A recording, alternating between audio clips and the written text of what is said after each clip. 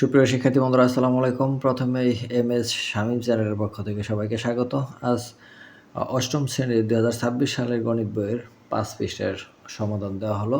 তার সাথে ৪ পৃষ্ঠার যে কিছু অংশ বাকি ছিল সেই অংশের সমাধানও এখানে দেওয়া হলো। যে প্রথমে ৪ পৃষ্ঠার যে অংশটা বাকি ছিল সেটা হচ্ছে প্রথম ১০টি বিজোড় সংখ্যা যোগফল নির্ণয় করো, অড নাম্বার।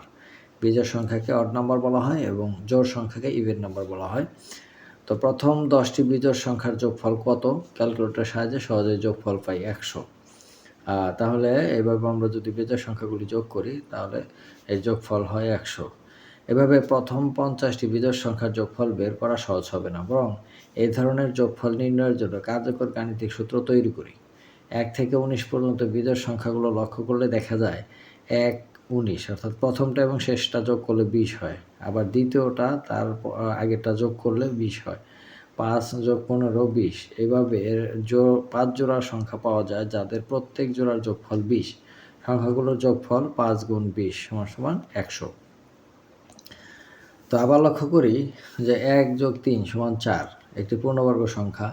আবার ১, ৩, ৫ এই ১, ৩, ৫ এটি তিনটার যোগফল একটা পূর্ণবর্গ সংখ্যা। আবার এই ৪টার যোগফল একটা পূর্ণবর্গ সংখ্যা ইত্যাদি। তাহলে প্রতিবার যোগফল একটি পূর্ণবর্গ সংখ্যা পাচ্ছি। বিষয়টি এখন জ্যামিতিক প্যাটার্নে যদি দেখাই, সংখ্যা পূর্ণবর্গ সংখ্যা দেখতে পাচ্ছি। বিষয়টি জ্যামিতিক প্যাটার্ন হিসেবে সহজেই ব্যাখ্যা করা যায়।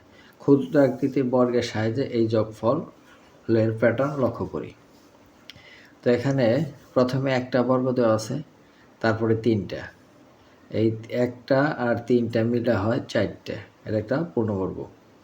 আবার তারপরে এখানে আছে ৫টা, এই ৪টা আর এই ৫টা মিলা এখানে হয়েছে ৯টা, এই ৪টা আর এই ৫টা মিলা হচ্ছে ৯টা, এটা একটা পূর্ণবর্গ।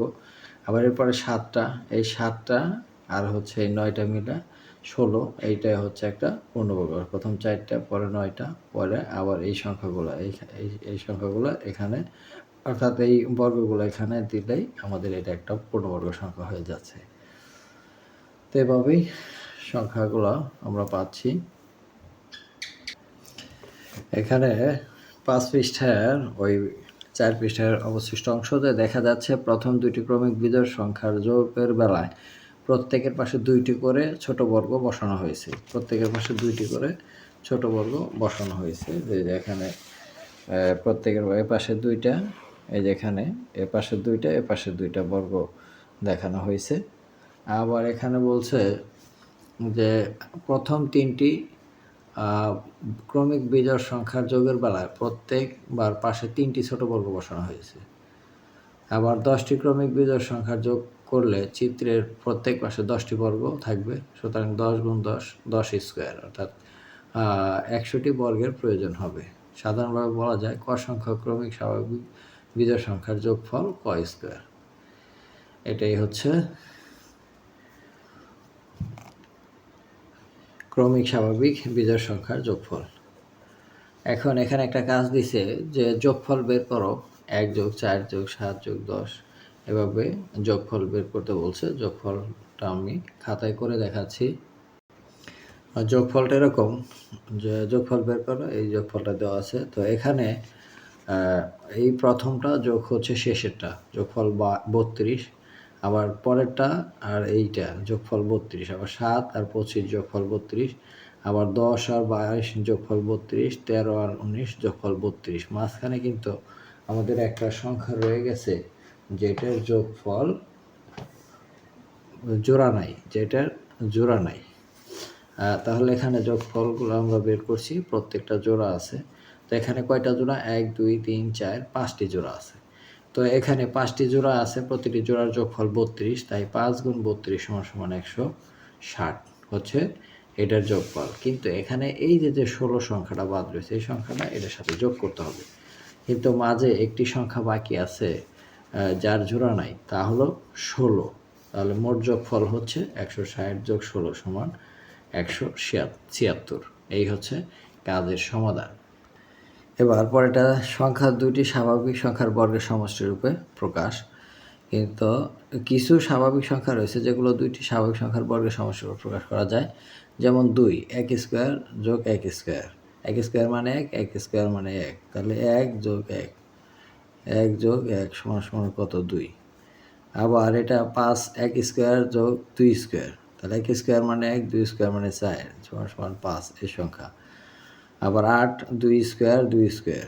এই যে 2 স্কোয়ার 2 স্কোয়ার, 2 স্কোয়ার মানে 4 যোগ 4 সমান সমান 8। আবার এখানে 10 এর 1 স্কোয়ার 3 স্কোয়ার, 1 স্কোয়ার মানে 1, 3 স্কোয়ার মানে 9 সমান 10। আবার 2 দুগুণে 4, 3 তিরিখে 9 13। এই প্রত্যেকটাকে অনেক সংখ্যাকেই আমরা দুইটি সংখ্যার বর্গের সমষ্টিরূপে প্রকাশ করতে পারি।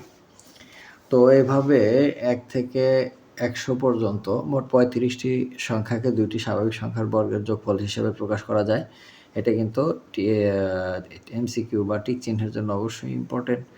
যে টিক চিহ্ন অনুশীলনীতে আছে যে 1 থেকে 100 পর্যন্ত কয়টি সংখ্যাকে দুইটি স্বাভাবিক সংখ্যার বর্গের যোগফল হিসেবে প্রকাশ করা যায়। তো আবার কিছু স্বাভাবিক সংখ্যাকে 2 বা ততোধিক উপায়ে দুইটি স্বাভাবিক সংখ্যার বর্গের সমষ্টিরূপে প্রকাশ করা যায়। যেমন 50। 50 একটি সংখ্যা যেটাকে দুইভাবে দুইটা বর্গের সমষ্টিরূপে প্রকাশ করা যায়। যেমন 1 স্কোয়ার 7 স্কোয়ার। 1 স্কোয়ার মানে হচ্ছে 1 আর 7 স্কোয়ার মানে হচ্ছে 49। তাহলে 1 আর 49 50। এটা হলো। আবার 5 স্কোয়ার 5 স্কোয়ার। 5 স্কোয়ার মানে হচ্ছে 25 আর 5 স্কোয়ার 25, 25 25 50। আবার 65 1 স্কোয়ার 8 স্কোয়ার। 1 স্কোয়ার বলতে হচ্ছে 1, 8 স্কোয়ার মানে 64 সমান সমান হচ্ছে 65। আবার 4 স্কোয়ার মানে 4 4 16 যোগ হচ্ছে 7 7 49 সমান সমান 65। এই দুইভাবে আমরা প্রকাশ করতে পারি। এখন নিচে কিছু কাজ আছে, এই কাজগুলো আমি খাতায় করে দেখাবো যে 130 170 185-কে দুইভাবে দুইটি স্বাভাবিক সংখ্যার বর্গের সমষ্টিরূপে প্রকাশ করো। আরেকটা আছে 325-কে তিনটি ভিন্ন উপায়ে দুইটি স্বাভাবিক সংখ্যার বর্গের সমষ্টিরূপে প্রকাশ করো। প্রথমেই প্রশ্নটা লেখা হয়েছে।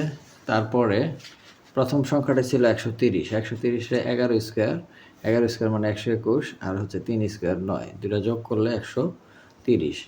আবার 130-কে 9 স্কোয়ার, 9 9 81 আর 7 7 49, এই দুটো যোগ করলে 130। তাহলে 130-কে দুইটি স্বাভাবিক সংখ্যার বর্গের সমষ্টিরূপে প্রকাশ করা হলো। 170ও তাই। এখানে 13 স্কোয়ার মানে হচ্ছে 169, 1 স্কোয়ার মানে 1, এই হলো 170। আবার 11 স্কোয়ার মানে 121, 7 স্কোয়ার মানে 49, অর্থাৎ 121 আর 49 যোগ করলে 170। আবার 185, 13 স্কোয়ার যোগ হলো 4 স্কোয়ার, 13 স্কোয়ার মানে 169 আর 4 স্কোয়ার মানে 16, দুটো যোগ করলে 185। আবার 11 স্কোয়ার যোগ হচ্ছে 8 স্কোয়ার, 121 যোগ 67 সমান সমান 185। এই হলো কাজ 1-এর সমাধান। কাজ 2-এ বলছে যে 325-কে তিনটি ভিন্ন উপায়ে দুইটি স্বাভাবিক সংখ্যার বর্গের সমষ্টিরূপে প্রকাশ করো। তাহলে এখানে আমরা 325-কে তিনভাবে স্কোয়ার করছি।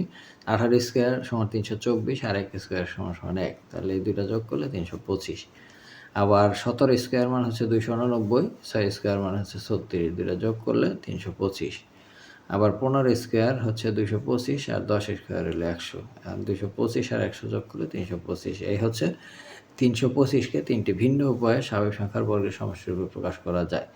তো শিক্ষার্থী বন্ধুরা, আজ এই পর্যন্তই। দেখা হবে পরবর্তী পৃষ্ঠার ভিডিও নিয়ে। সে পর্যন্ত সবাই সুস্থ থাকবে। ধন্যবাদ সবাইকে।